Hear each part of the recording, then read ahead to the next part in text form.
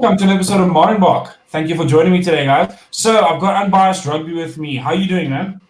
Oh, thanks for having me on Modern Bach.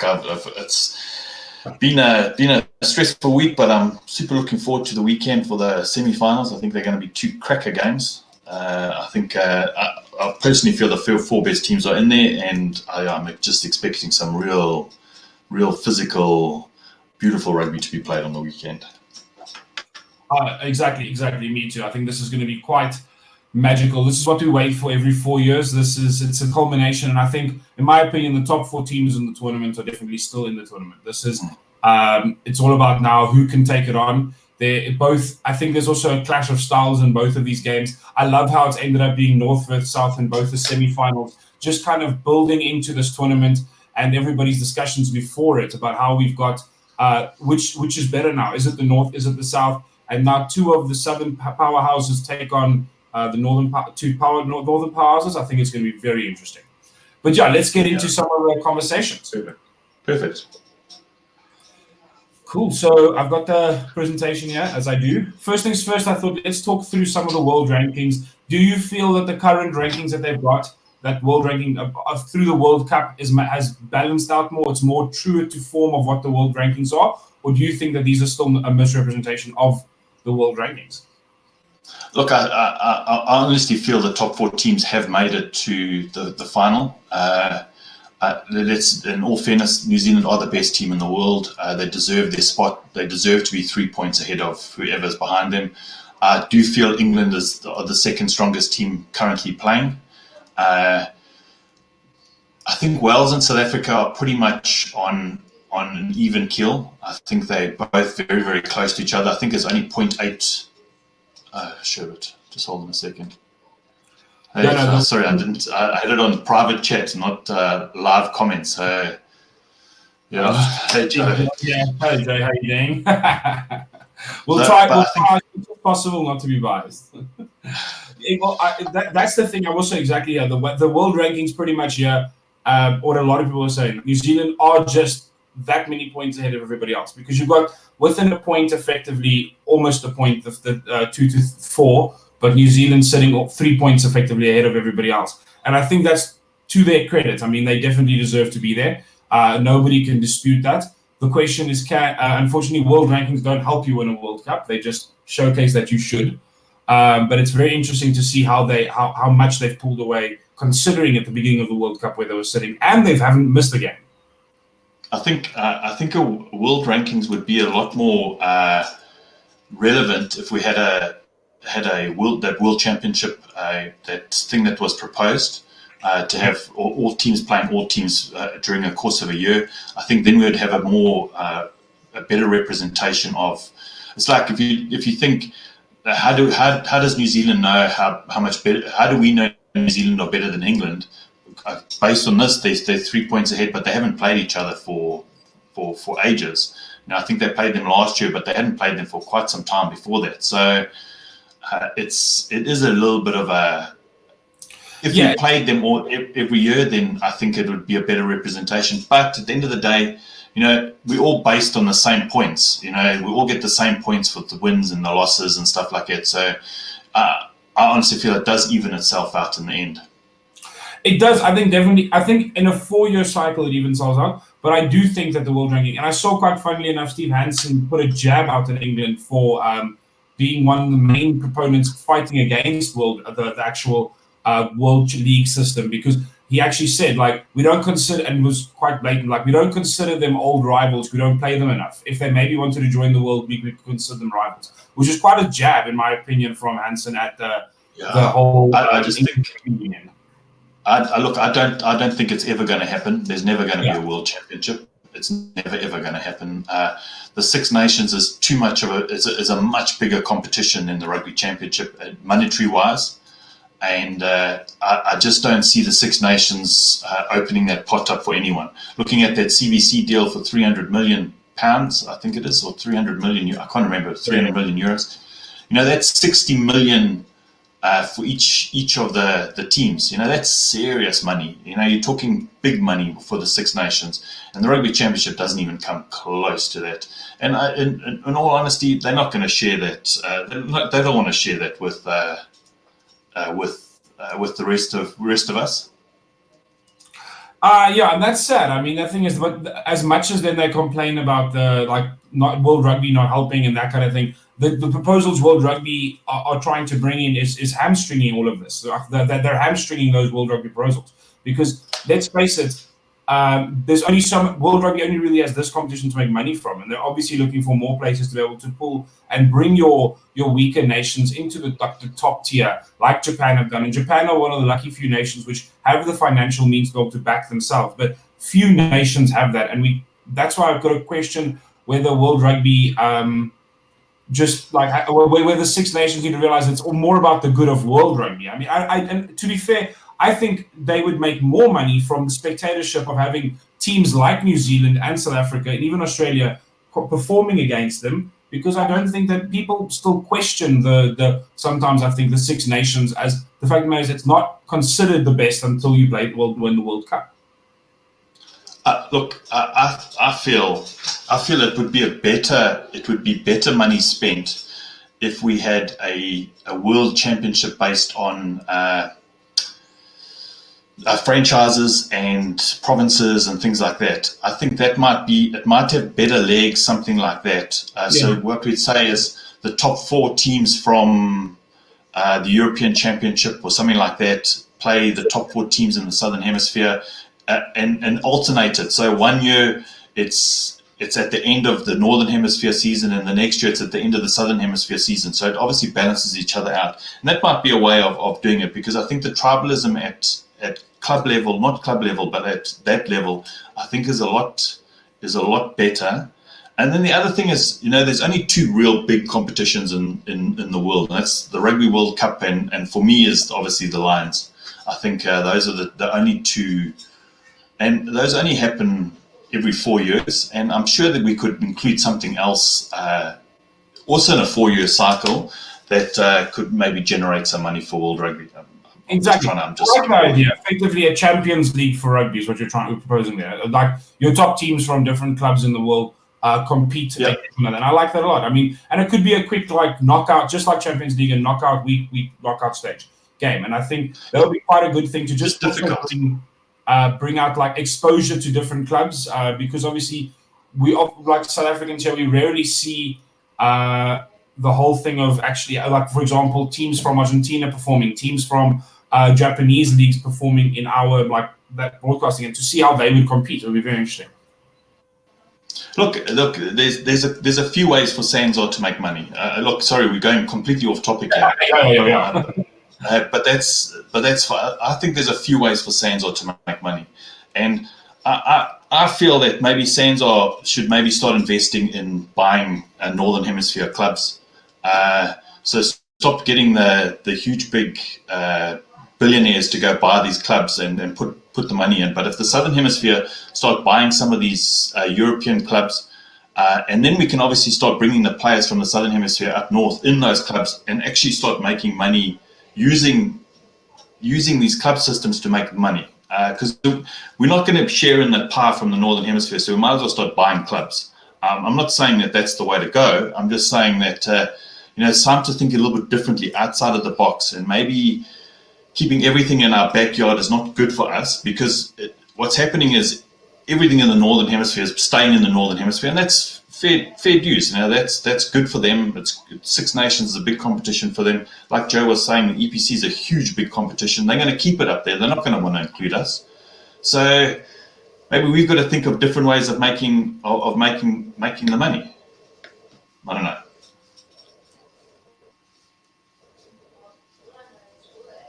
You still there?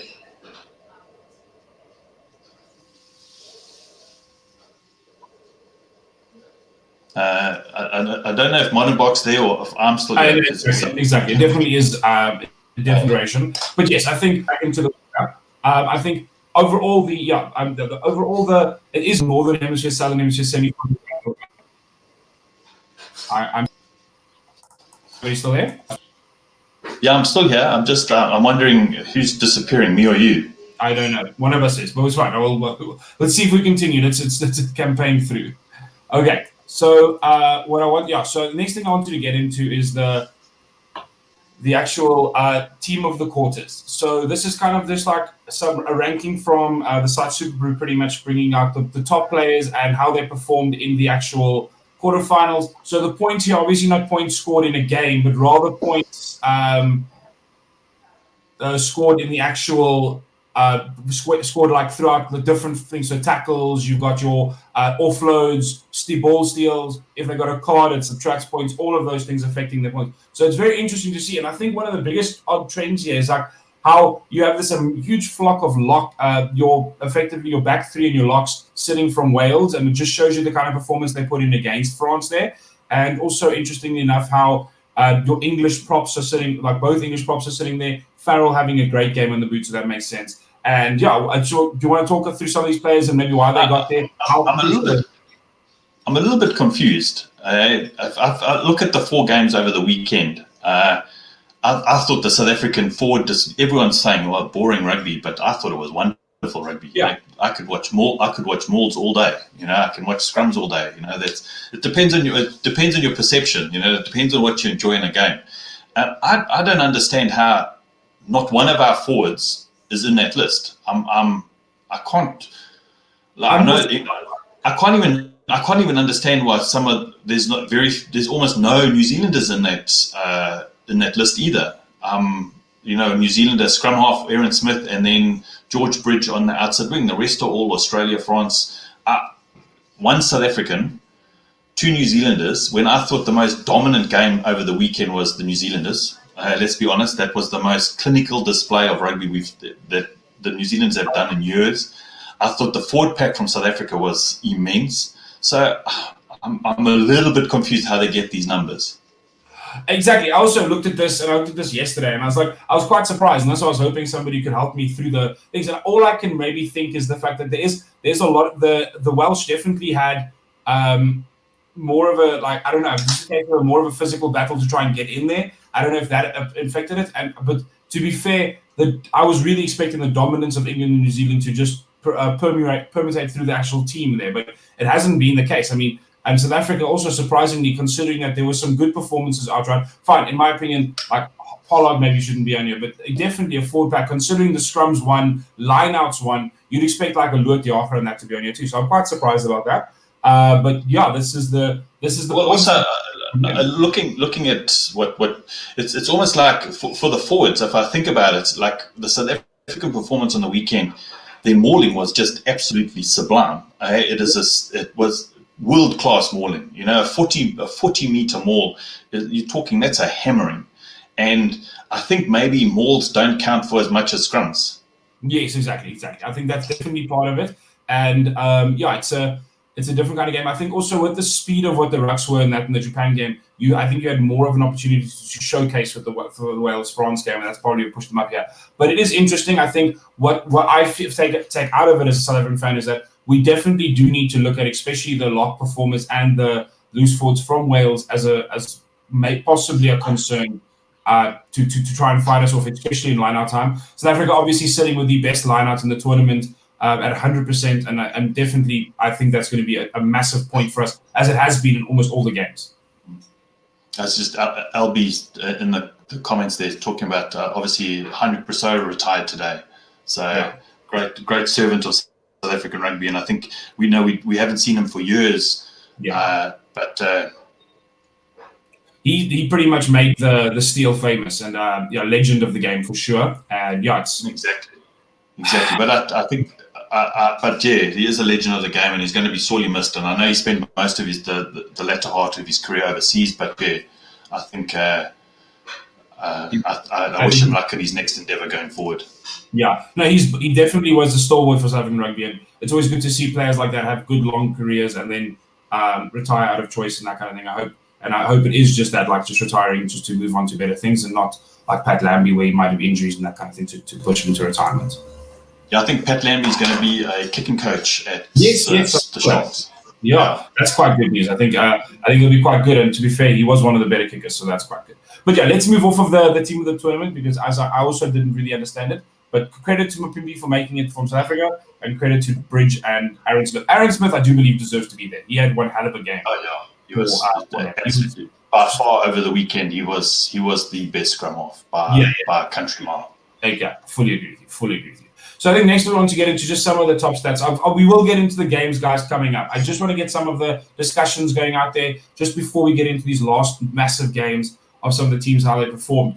Obviously, disclaimer here, New Zealand and England have played one less games in England than Wales and South Africa in this tournament. That does skew their stats, but to be fair, New Zealand doesn't seem to be hammered too much by it, considering where they're sitting in a lot of these rankings. I thought quite interesting looking at these. Obviously, South Africa, New Zealand, your Southern Hemisphere style showcasing there a little bit with both of them sitting at the top. England and Wales language just behind on them. But then, interesting enough, Wales in the tackling side, the next team that is in the semi-finals is 6th for South Africa, and then the rest are sitting at like 8th and 9th. They've had very few tackles to do this tournament. Do you think that's going to help? Do you feel that tackle number is going to make it that it's less of a physical battle already getting into this tournament, and that's why there isn't as many injuries? Look, I think Wales are an extremely great defensive side, so I don't think it's going to be a big clash of styles. Unlike the Japan-South Africa game, where you're talking that was like styles that were so polar opposite. Oh, yeah. It was like they live on the other side of the world, which they do. So whereas I think with Wales, South Africa, I think it's going to be the game's going to be a grind. It's not going to be pretty rugby.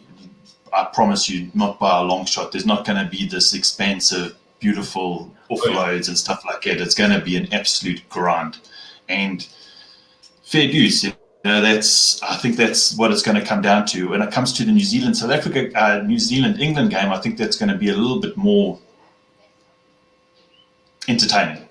Do you feel that it's going to be? I've got this picture in my head, obviously, of just like looking at New Zealand. New Zealand, I'm not okay to say New Zealand are bad starters is the wrong words, but New Zealand don't really regularly start a game strong. Their first 30 minutes of their games is relatively subdued. They kind of feel a team out, and I've got a feeling that's the few minutes England are going to strike as hard as possible. And I picture them really trying to nail it home and then hold on to that lead as New Zealand come into it. Or do you feel New Zealand are going to come guns firing and making sure that they put them to bed by half time?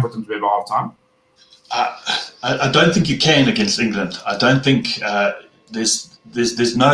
don't think there's any universe to absolutely thrash England in the beginning. It's just not going to happen. I look at from a defensive side, New Zealand, for all their attack prowess, are probably one of the best defensive sides that currently play. And so, I don't think it's going to be I think it's still going to be a fairly high-scoring game, because it is going to open up eventually. They've got some really big ball carriers on the England side, and on. I've got a few matchups here that I think I've got the team sheets here in front of me. And, I think there's a few places. If I was New Zealand, I would target Ben Youngs absolutely. I think Ben Youngs is probably the weakest link in the back line for England. I feel that. I think he can be put under a lot of pressure. I think that their outside backs are world class. I think their Amana Tulangi is brilliant. I'd like to see how they're going to play. If they're going to play the 10-12 split with Ford and Farrell, I don't know. Especially with Moanga and Barrett having a double pivot. Do you think England will do the same, or will they probably have Farrell at 10 and Tulangi at 12? I'm not sure, but then that changes the fact. I don't think New Zealand will play Anton Leonard-Brown at 12 then. I think they'd probably bring in, I don't know if Ryan Crotty's not injured, but they might play SBW. Obviously have the big ball carrier at number 12 to obviously combat that big Tulangi. I rate 6, 7, and 8 from England. I think Tom Curry, Sam Underhill, and Billy Vunipola make an absolutely formidable,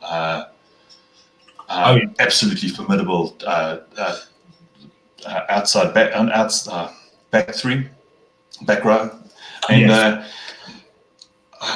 I think the tight five. I think obviously New Zealand have gone for a bit more mobility. I think if Courtney Laws and Mario Toji are on form, they can really. I think it's fairly evenly matched across the park. Really evenly matched.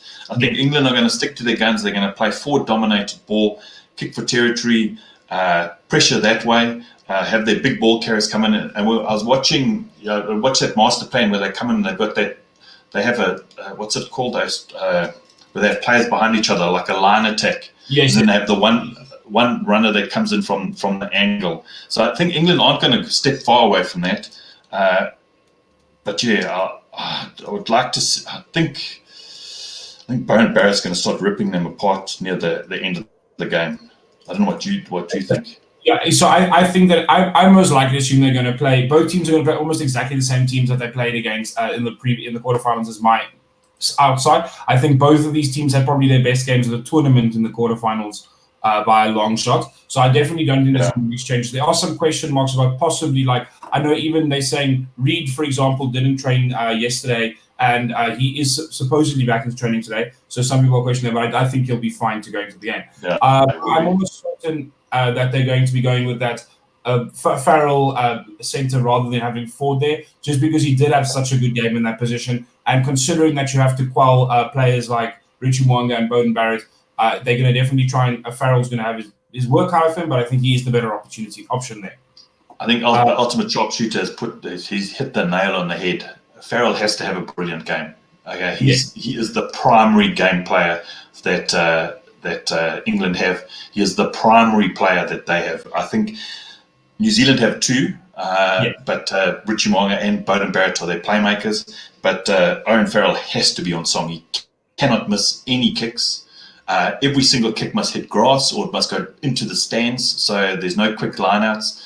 Because if New Zealand start playing quick ball, which we know they can, if they start playing quick ball, it's going to be a hard day for England. So it rests solely on Owen Farrell.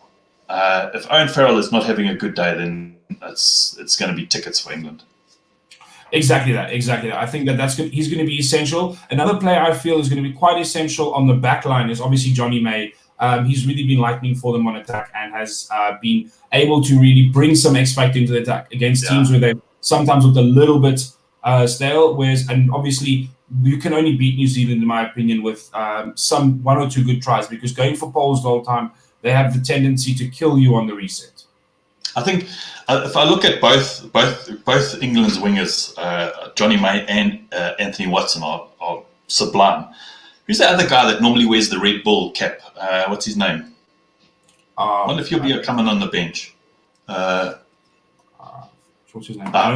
His name will come to me. He's got that blonde hair. But look, Johnny May and Anthony Watson are completely different kind of players. It's like comparing Sibu Nkosi and Mapimpi. Mapimpi's a finisher, and Johnny May is also a finisher. They're at the right place at the right time.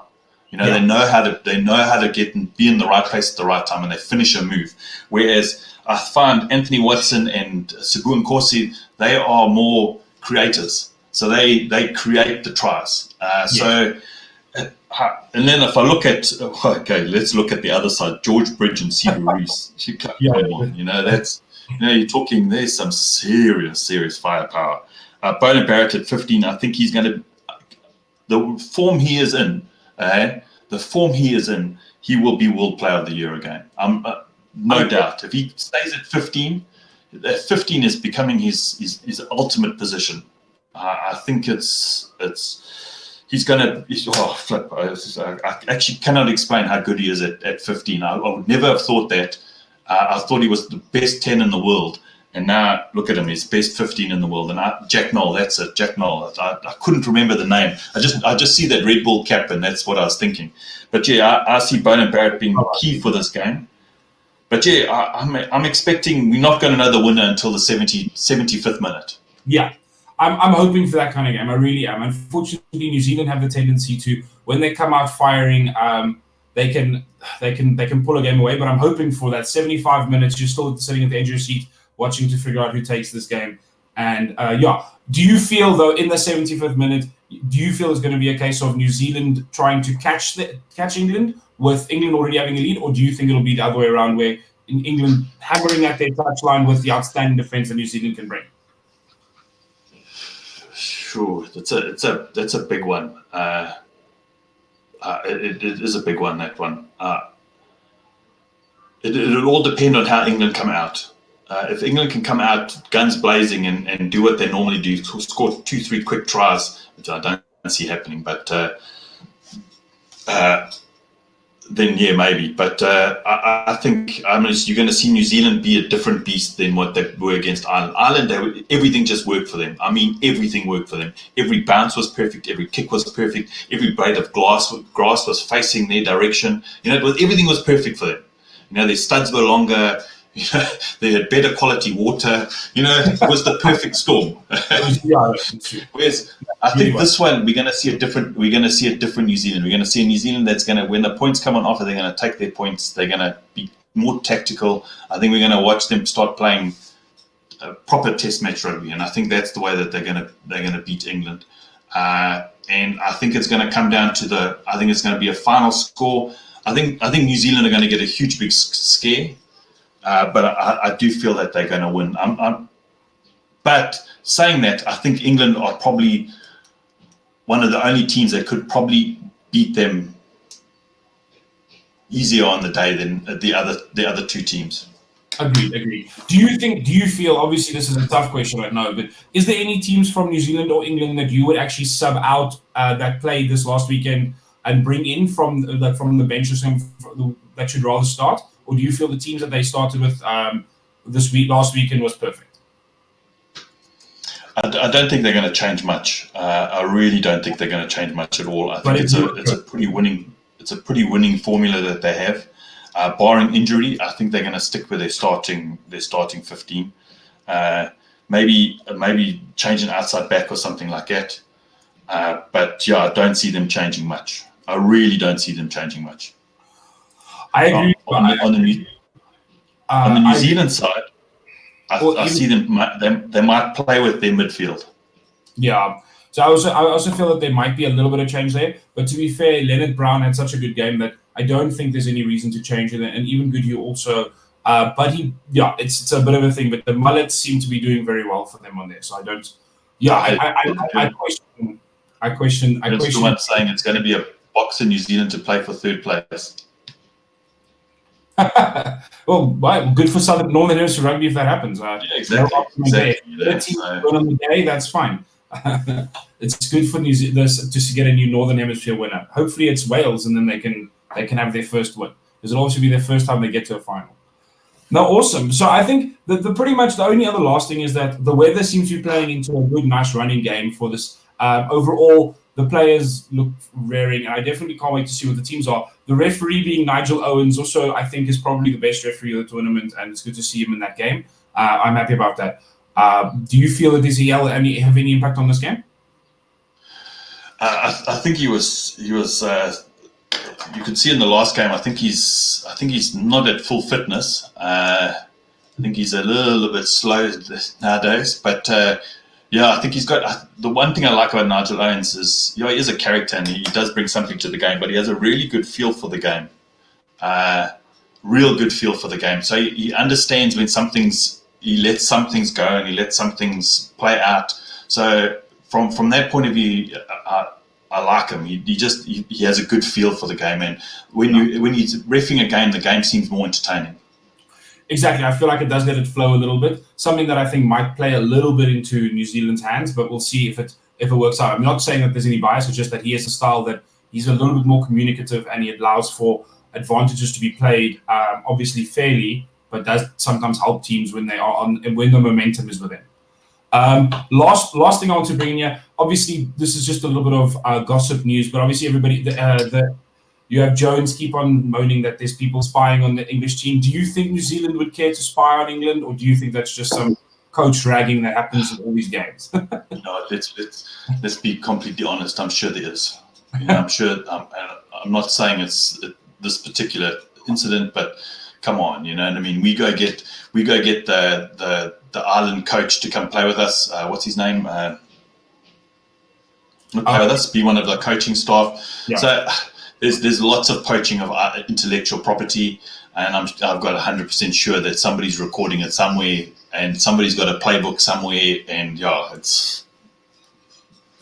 it happens. It's professional sport, you know what I mean? It's we try to say it doesn't happen, but I'm sure it does somewhere along the line.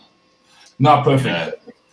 Obviously, yeah, the world record. The interestingly enough, both of these games, the Rugby World Cup record sits with the Southern Hemisphere team both ways.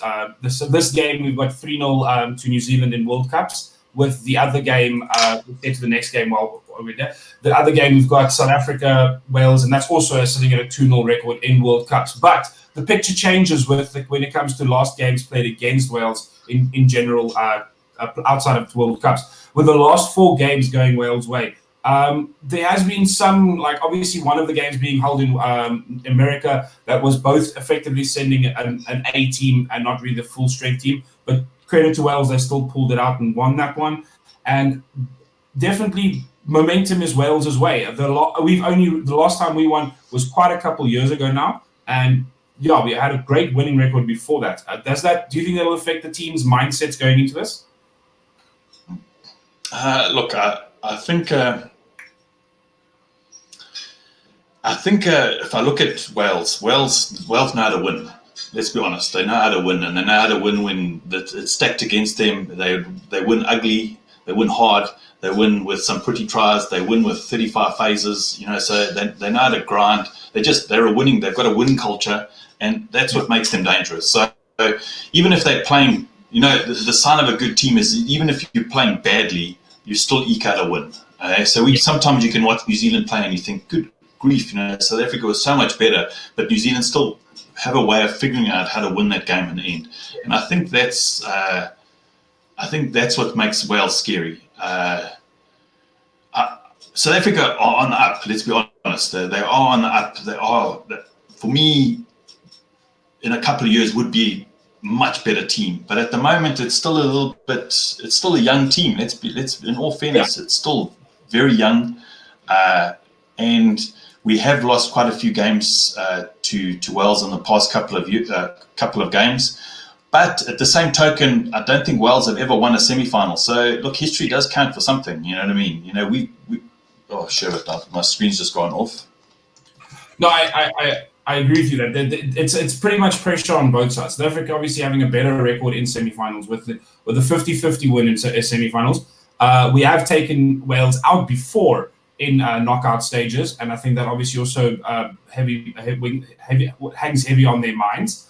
But overall, definitely World Cup pedigree-wise, South Africa has a better option, but game-wise, we definitely have the other side. Interestingly enough, you bring up the topic of Wales knowing how to eke out wins. They are currently the team with the highest points scored against them in the tournament, in the left teams of the left in the tournament, showcasing that there might be a little bit of holes in their defense, but still with an unbeaten record, showcasing that it doesn't really matter, does it?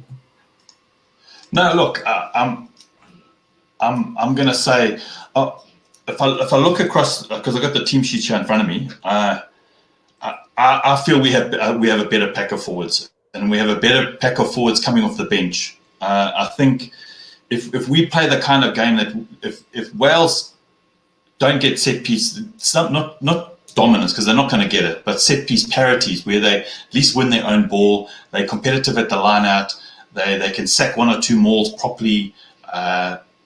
Yes, then I think they stand a chance because I think their backline is phenomenal. I think Gareth Davies is really good. I think Jonathan Davies being fit, I think it's brilliant for Wales because I really do like the way that he plays. Liam Williams is world class by a country mile. But Josh Navidi's he's not in, but yeah. I still rate Moriarty. I think Navidi's gone home. Yeah, but interestingly enough, you see that obviously your point on the whole backs and I think they're going to play a heavy backline game. That they have actually swapped him off Owen Lane, who is obviously a back instead of being a forward, even though obviously Navidi's going home. Showcases that I think they are trying to push their team and focus their team on the backs. And actually having to be able to run around the South African team. It's interesting because I felt that they should have brought in some extra props because that's where I think it's going to be interesting to see if Wales tries to avoid the forward contact because South Africa definitely in this tournament so far have focused on those last 30 minutes with having the fact that they can bring bring out another world-class forward pack, and then start dominating with these 40-meter mauls, because you only start seeing that when the forward pack of the opposing team just doesn't have any legs anymore. And South Africa can bring in fresh legs that are just as strong. They start also opening up play with a lot of forward players that come in, which are world-class in open play, like Argus Snyman, Francois, Stephen Mostert. So that is a very interesting strategy, and we almost turn our forward pack into a second line of attack. Now, look, I think South Africa are the only team currently playing that have two world-class type fives, and I'm not trying to say look, yes, there are players that are better than them in individual positions. Like, I know Type Furlong is the best number 3, but Frans Malherbe and Vincent Koch aren't slouches. They're world-class. If I look at Dane Coles, I think and Cody Taylor, exceptional number 2s, but Bongi and Benambi and Malcolm Marx are just right up there as well. If I look at, I think Vinopola is the best number 1 in the world, but we've got Tenda Matarira and Stephen Kitsoff. So we may not have the best. Like, the best locks are probably, for me, James Ryan, maybe Brady Retallick. We're talking, these are the best locks that I think are currently playing. But look what we have. We have Eben, Lurt, Argus Snyman, and Frank Mostert. From just a perfect world-class type fives. That is just phenomenal. Teams would love that. And I understand what we're saying, that we want to bring them on from the 60th minute, but we've got to be in a situation where, same as with Japan, we're only like 2 points behind, or maybe a converted try behind, and that's it. If we start being 3-4 tries behind, then it's going to be a long day at the office to obviously try win in the last 30 minutes. So our defense has to, Laconia Arm, Damon Delende has to play exactly the same that he did against Japan. I've got a feeling Cheslin Kolbe's not going to play. I also have a feeling. I was going to get into the next topic. I've got a feeling that the 2 subs for this team, South African side, are almost certainly going to be Cheslin Kolbe and Villiers. I know that Villiers, not because of injury. It just makes sense for me to try out another player at that position and have him be on the bench as an option. I'm just picturing. I've got a feeling there's been rumors about it of him not. And I don't think Cheslin Kolbe is 100%. There's been no massive news about it. I think they're keeping it under wraps, but I don't think he's going to play this game. But to be fair, there are worse positions than having to play a player as good as Sibu Nkosi to replace him. Exactly. We are very lucky. I know the nicest thing that I've always rated about Sibu Nkosi is that every single game you've seen him play for the Springboks, and I mean from second game that he played, he just looks comfortable. Comfortable. It's like he's been there for years. Whereas you look at Mapimpi's taken a while to, 12, 13, 14 tests to try to get into it. Whereas Sibu Nkosi just thought, this is where I'm supposed to be. You know what I mean? That's the feeling I have with him. Look, I'm not trying to think about the final because the final's still the following week. But that's when we want Cheslin Kolbe fit. So might as well not play him. And if he's got a niggle, just leave him. The guy's too important for us going forward to try to risk him in a semi-final. So rather just play Sibu Nkosi. He's just as good, let's be honest. And he brings something a little bit more physical than Cheslin. Cheslin Kolbe's got magic feet, but Sibu Nkosi brings a bit of physicality. He's good under the hard ball. The tries that he's done have been created tries. He's actually created them. So Willie Leroux, that's a big call. I've always liked Willie Leroux, but his form has just been so off. So off. I just don't know if that's being nice. I don't know if Frans Steyn is the answer though either. I'm not saying. I'm actually proposing that Damian Willems come on. I know that sounds crazy. Even Geland, but Frans Steyn, I love him. I think he's a great player. I don't think he's in my opinion, fully physically fit to be able to take on 60 minutes of a game. In my opinion, I don't think he is. I think he's a great leader and a great player who gives a lot of good spirit to the team. But I'm not sure he's the kind of player you need playing 60 minutes a game. He's a super sub. He's a super sub. He's there to come on to the last 20 minutes, impact player, get over the gain line, and it has to be either Geland or Willems. And if I was going to really, really put my head out there, I'd probably say Willems because he covers more positions. He covers 10 and 15. Exactly. So. And the thing is, if Andre Pollard's boot comes a little bit unstuck like it has, he has the lowest kicking percentage of the top 4 teams fly-offs in this tournament now. If his boot does come unstuck, you could always look at maybe bringing in having Willemse kick, as he is very good at the poles also. It's a pity because if Ches and Colby was fit, I'd probably put him at 15. I think. For Toulouse, if you watch him play for Toulouse, the guy's absolutely sublime when he plays. You watch European rugby, and the guy's absolutely genius.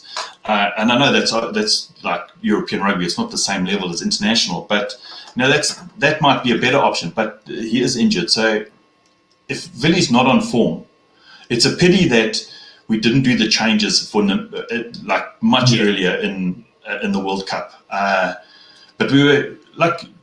Good on Russie for sticking with him and try getting him back into form. But let's be honest, he's still a world-class player, but he's not in form at the moment, and that's the problem. Ooh, that's a big call from Ruan saying Kobus needs to start. Kobus Reinach does bring something special. I'm a big fan of Kobus. Can we put that up there? I'm a big fan of Kobus, and it does pose some questions. I mean, the Puff did pull actually. Man of the match, but yes, obviously the social media is all over the place with him kicking too much, and that is, to be fair, he did also have a small amount of his kicks actually ever get recovered in the game, and that is an interesting question. But Faf did show his value in the last game. Like, as much as he kicks too much and his kicks aren't accurate enough, but I don't think he kicks too much because of his choice. It's definitely a tactic, but he just needs to work on the accuracy of those kicks. When it comes offensively bothering teams and annoying them out of their form and their structures, I don't think anybody can come close to him as an annoyance. I think if Faf de Klerk plays at his best, he's the best in the world. Yes. And that's what he brings. So I don't think Kobus playing at his best is the best in the world, but I know that Faf at his absolute best is the best in the world. And so we've got to hope that it looks like the last game looked like he was starting to get back into form. A lot of people give him hassles about a box kick, but I think that's a plan. It's a plan that's coming down from high. That it's time we're playing territory. The only thing obviously is having a little bit of accuracy, but I'm hoping somebody would step with him. Yeah, look, it seems like we're only speaking about South Africa here. Let's get a bit of Wales conversation before everybody focus on that. Yeah. So obviously, then on the Welsh side, what are we looking at on the front line? I also assume no real subs are going to happen, barring obviously the Navidi change. What do you think? Otherwise, like I was quite impressed with Aaron Wainwright. He really just continues to be good. Besides being punched in the face, he had a great game. Alan Wynne-Jones, on the other hand, is just always good. I mean, he's had a massive has had an outstanding tackle success rate in this tournament, and has a massive amount of tackles behind him for the position he is. He is definitely a defensive warrior for that team. I think what Alan Wynne-Jones brings to the party is he's a very, very not forceful personality, but he's got a very big personality, and he has a lot of sway with refs, and he just knows how to actually start speaking to refs, and that's an important part of his game. He just has a way of being forceful enough in a way that doesn't make a French referee get his back up and want to throw out penalties and yellow cards. You know what I mean? So I think across the park they are a very, very good team. They're very, very well trained. They're very, very well managed. They're very, very fit. I just think it's going to come down to what their bench can bring. Yes. And I don't think it's the same quality bench that South Africa brings, because let's look, at the end of the day, we've got to stop thinking about a starting 15 and a bench. It's a 23-man game, and it's about the 23 that are there on the day. And your finishers have to hit the field with the same intensity that the 50, if not more. So they're there to finish the game. We should call them finishers from now on, and I think that's what we should do, not reserves. And I just think our finishers are just a step above. I think our positional positions may change, trying to combat the tight five of Wales. Because I think Tom Francis, Wyn Jones, and Ken Owens are good front row. And I think they could stand up against our front row. It's just I just don't know about the off the bench. Exactly. But I mean, obviously, overall, I agree with you. That's why I think the biggest question mark for Wales is like, is their bench able to bring the same intensity? To be fair, though, credit to the Welsh, I think they probably had their best part of the French game in the last 20 minutes. So, although that was also against the 14-man French side. So I'm not sure what that says about the actual the bench. The other thing is, they've had a hard time so far. I like Dan Biggar. I'm just trying to. Who's the guy that got injured just before the World Cup? They're real good 10. I know you're talking about. I'm just trying to remember now. Somebody in the channel will hopefully give the name. But he's got that blonde hair and he's a little bit taller. But I haven't spoken about him for quite some time. I think he asked him. That's it. I think he brings us something a little bit more than Biggar does. And Biggar normally comes off the bench. But I think it would have been a completely different kind of side if they had a much better playmaker at 10 managing the game. There's dangerous players. Jonathan Davies, I just think, is phenomenal. Hadley Park is also they're excellent players.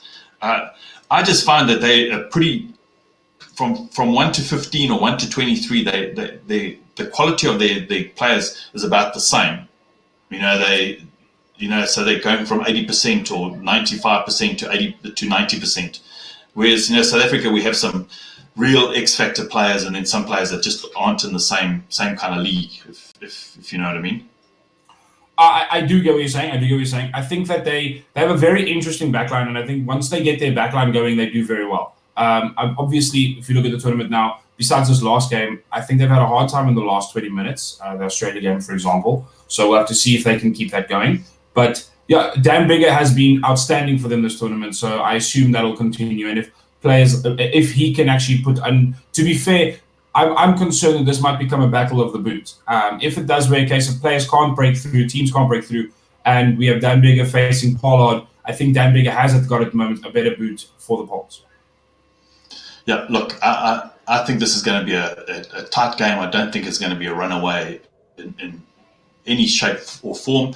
Look, on paper, I'm not thinking unbiasedly or anything like that. I think South Africa should win. Yeah. I just know that Wales know how to win. They know how to take a stronger team and just eke out a win. And they know how to do that. They know how to grind. Let's be honest. Wales know how to grind, and I think that's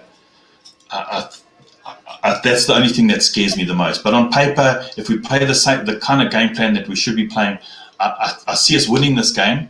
I don't see us winning it comfortably, but I see us winning the game. But I just know on the day Wales could beat us, quite easily. I just think if they grind out, if they play the way that they get their wins, then I think I see them maybe getting a win. But I'm going to have to go with the boys from down south.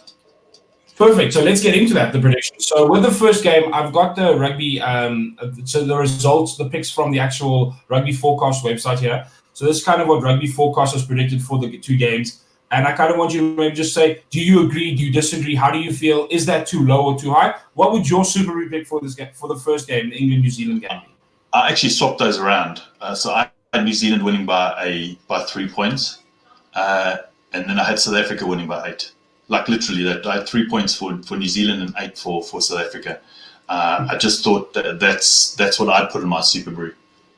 Yeah, my Super Brew is 5 to New Zealand and 9 to South Africa. I think that actually the New Zealand-England game is going to be a lot closer than the prediction algorithms put there, considering that this is going to be a bruising encounter, and this is the kind of game that I think Eddie Jones just relishes, and he's going to throw everything in the kitchen sink at. And obviously, it's a semi-final, so both teams will be. On the other side, Wales, it depends on the kind of team that arrives, and if South Africa can hold them off, or the kind of score in the first 20, 30 minutes, South Africa does tend to lag on attack. They rather defend more. Can they hold off any wayward Welsh tries, like, for example, Wales did to Australia? But I think South Africa have a much stronger defense than Australia, so I'm not too concerned about that. Perfect. Awesome. But yeah, is there anything else we will cover? Otherwise, I think we'll cut it off there. I think that is quite a good show. I really appreciate everybody for coming through. I see some of the picks of your teams coming through. Please leave your picks in the comments down below also, and how you feel this game's going to go out. These are both outstanding games with just some of the best teams. As I said in the beginning of the video, I'm quite impressed with the fact that we've got a north-south on both sides of the field here, just showcasing the quality of the Northern Hemisphere bringing, and obviously the Southern Hemisphere, old stalwarts still holding strong, which is always good to see also. But thank you very much, guys. Thank you, Unbiased Rugby. Please tell everybody who's on the show where they can find you. I also have a YouTube channel. You can follow it. I'm not a big social media hound, so I don't have Facebook. I have a Twitter account, but I seldom use it. So it's just on YouTube. It's Unbiased Rugby. So I try to be as unbiased as humanly possible, but I find it difficult. If you read my about, it says I'm unbiased unless it's South Africa, New Zealand, Australia, Argentina, all Southern Hemisphere sides, Japan, and then maybe Scotland. Then I'm unbiased. As Joe would say on the chat, we're super unbiased. You completely get that. But thanks for having me. Thank you so much for coming. I really appreciate it, and I think we're organised to get together again after the semi-finals. Some of the conversation we'll chat that and put that and share that up on the medias and stuff. Thank you very much, and good night, guys.